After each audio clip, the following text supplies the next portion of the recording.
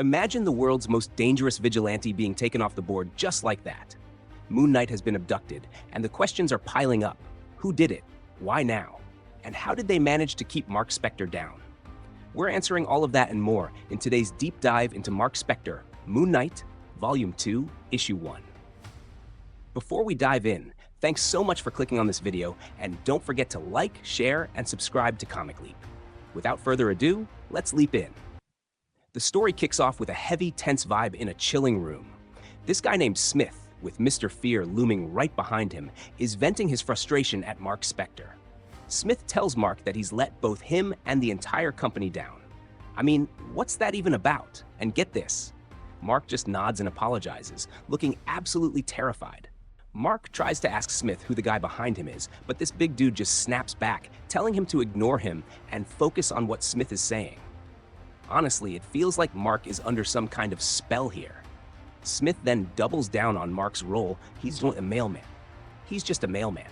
Smith asks him point blank, "And did you deliver the mail, Marc?" Marc says he almost sent everything. He's shaking now, dripping with sweat. Smith asks why one letter is still undelivered, and Marc claims he has no idea where it's supposed to go. Meanwhile, that one letter sitting on the desk has a specific name on it, Jean-Paul Duchamp. Smith demands Marc write down Jean-Paul's address, but Marc insists he doesn't know it. With a creepy stare, Smith says he doesn't believe him. This sends Marc into a full-on panic. He tries to write, but it looks like he's having a massive mental breakdown. Finally, Smith softens up. He tells Marc to leave, but tosses Jean-Paul's letter onto his trolley. Smith says this letter stays on the trolley until he figures out where it belongs. If not, Marc is going to be very disappointed in himself. Looking regretful, Marc exits the room into a pitch-black hallway. Wait, where are we? Marc seems to be in a warehouse or a studio or something. It's eerily quiet, but heavily guarded by red sentries. You might know them as the Agence Byzantine. But seriously, what is going on here? Marc enters one of the rooms, looking like a guy just getting home from work. He changes clothes, fixes some cereal for dinner, and just sits back singing while staring at a classic tube TV. Man, it's starting to look like a prison in there. Turns out, Smith, Mr. Fear, and an Agence member are watching Marc from a room full of monitors. It looks like they're waiting for Marc to do something, though I'm still in the dark about what that is. The Agence member tells Smith to wrap up his task quickly. Oh, I get it now. So, Agence Byzantine built Smith and Mr. Fear this cage for an experiment on Marc Spector. But what are they actually looking for? In this scene, Smith says the only way to get what they want is for Marc to finish his job. But remember, Marc still has that one last letter. In the bottom panel, we see Mr. Fear looking confused at Marc just watching TV. Like, what is he even watching? As it turns out, what Marc is watching, or more accurately, what he thinks he's watching, is Moon Knight.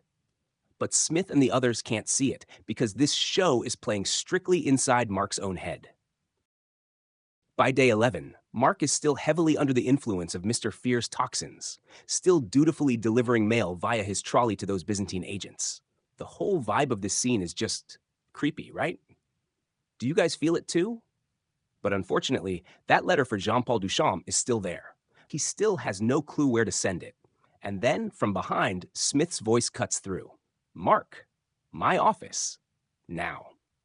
Day 12, and the Byzantine agents are officially losing their patience. Smith is also getting fed up with them not being able to wait just a little longer. By the way, does anyone actually know what kind of scheme Smith and Agence Byzantine are pulling here? If you've got a theory, drop it in the comments below. After the Byzantine agents leave, Mr. Fear and Smith keep talking.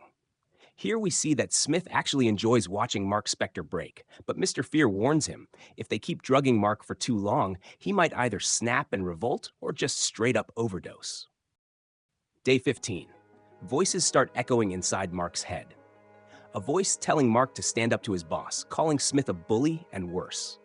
Even so, Marc is still paralyzed by fear. But the voice tells him that a bully only understands one thing: violence. And on this page, we finally see whose voice has been haunting Marc's head. It's Moon Knight, and his spiritual image is now fully manifesting. Day 17. Smith and Mr. Fear still haven't found the signs they're looking for in Marc. Smith demands Mr. Fear up the dosage, but he refuses. In the middle of their argument, a Byzantine agent bursts in. One of the front guards has been taken out.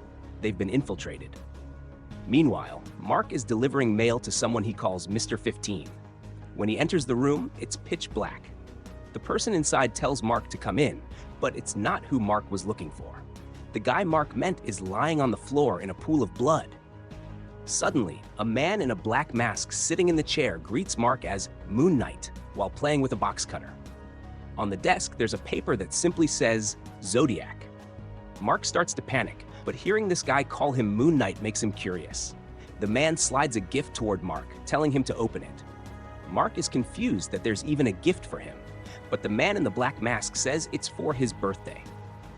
Marc opens the gift, and his eyes go wide. From what he says, this masked man knows Marc has been fed fear juice all this time, making him lose his identity. And with this gift, Marc can come back. Is that the Moon Knight mask? Marc picks up the mask, still hesitating. Outside, the noise is picking up. Byzantine agents are swarming toward Marc and the masked man. Come on, Marc! Just put it on already! Marc's confidence finally starts to build. Moon Knight's voice echoes again, telling him to put on that mask and wipe out every enemy in this building. And just as the Byzantine agents kick the door open, Marc is already wearing the Moon Knight mask. And alongside the man in the black mask, they're ready to tear through the Agence Byzantine forces together. Alright, so that's the story from the latest Moon Knight comic. What do you guys think? Are you feeling this new direction? Or is there another comic series you're dying to see? Let me know in the comments.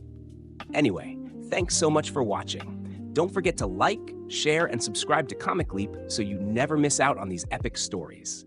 See you on the next Leap.